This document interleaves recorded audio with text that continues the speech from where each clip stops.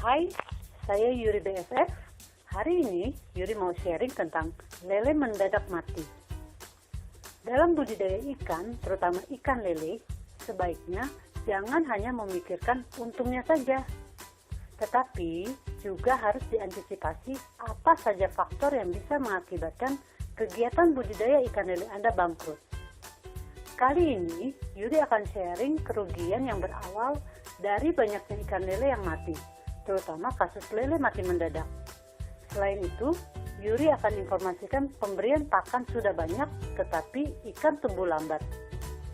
Jika Anda ingin tahu kenapa lele bisa mati mendadak, dan pemberian pakan sudah banyak, tetapi ikan tumbuh lambat, maka video ini cocok untuk Anda. Video tutorial ini adalah lanjutan dari video Yuri sebelumnya yang berjudul Lele Kanibal, 7 Solusi Kanibalisme Ikan Lele. Apa sih untungnya nonton video tersebut? Banyak banget untungnya. Setelah menonton video tersebut, Anda diharapkan akan bisa: pertama, tindakan antisipasi agar lele tidak kanibal. Kedua, perawatan sehari-hari agar lele tidak kanibal. Dan ketiga, menekan tingkat kematian lele karena kanibalisme ikan. Jangan lupa klik like dan komen, karena memberi like dan komen juga ibadah loh. Kan dengan like dan komen bikin hati Yuri senang, dan membuat orang senang itu ibadah. Betul-betul? Yuk kita lanjutkan. Ada 3 penyebab ikan mati mendadak serta cara mengatasi ikan mati mendadak. Pertama, kualitas air kolam lele tidak bagus. Jika ikan lele setiap hari ada yang mati, bisa karena kualitas air tidak bagus, pemberian pakan terlalu banyak dan tidak berkualitas atau rendah nutrisi. Sisa pelet mengendap di dasar kolam dan tidak terurai dan menjadi racun. Itu yang biasanya menjadi masalah. Lele mulai menggantung di pinggir kolam. Jika tidak diatasi, akan terjadi kematian massal. Cara mengatasinya, pindahkan ikan lele pada sore atau pagi hari ke kolam lain yang sudah disiapkan. Minimal air sudah didiamkan selama 7 hari dan sudah diberi probiotik sehingga muncul hewan-hewan kecil yang akan menjadi pakan alami lele. Waktu pemindahan di kolam asal, akan terlihat bangkai bibit lele yang ada di dasar kolam. Biasanya, bangkai di dasar kolam lebih banyak daripada yang mengambang. Puasakan 1 hari dan beri pakan dengan takaran sedikit.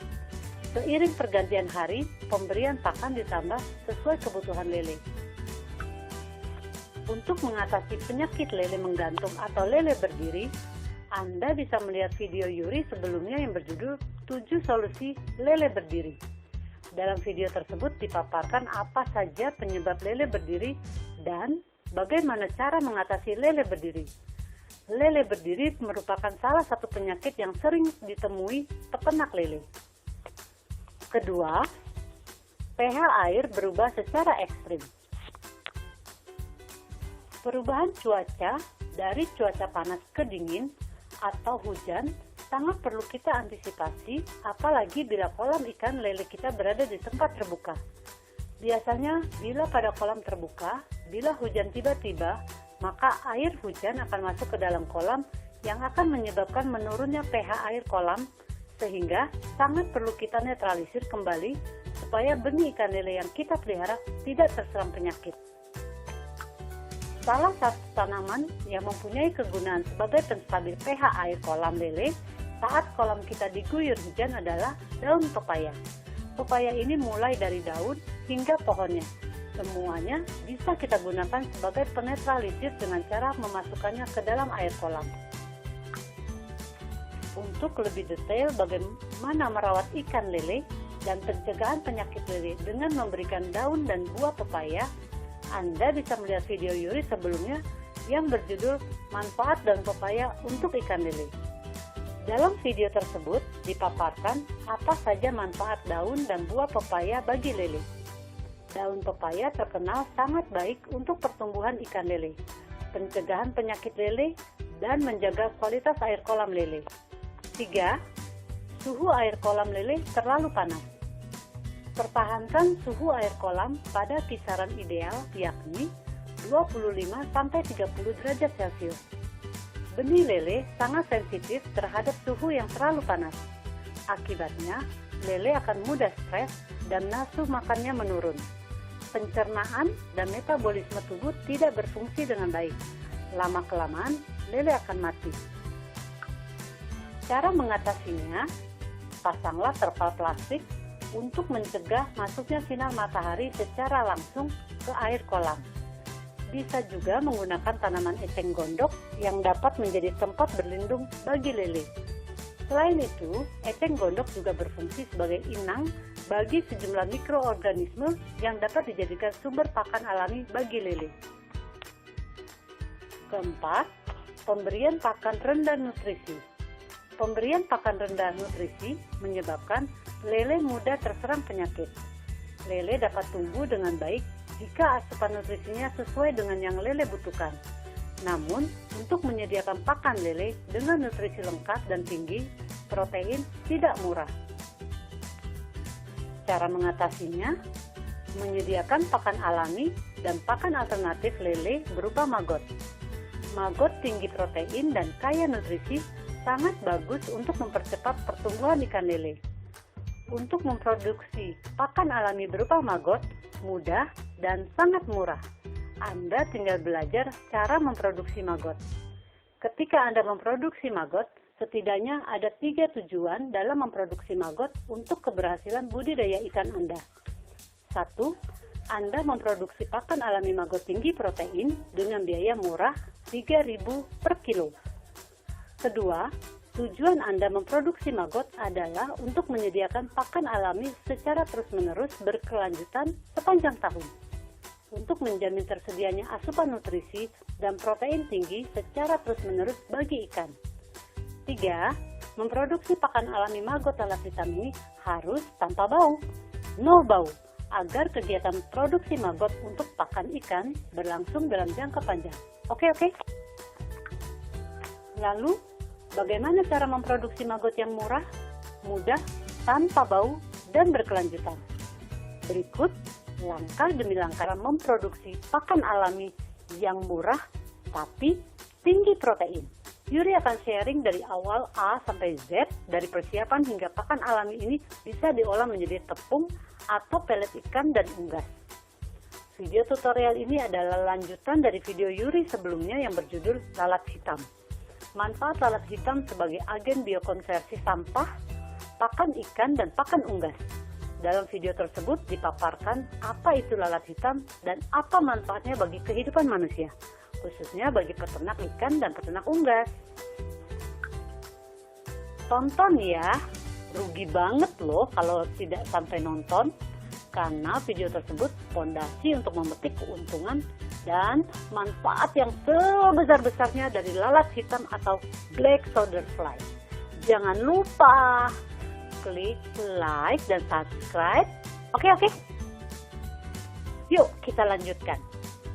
Untuk memproduksi pakan alami murah meriah tapi tinggi protein ini, kita akan memanfaatkan anak serangga dari lalat hitam. Setelah Anda menyaksikan video langkah demi langkah memproduksi larva lalat hitam, adalah 1. Anda dapat memproduksi pakan alami tinggi protein dengan biaya murah, mulai dari 1.500-an sampai 3.000-an per kilo.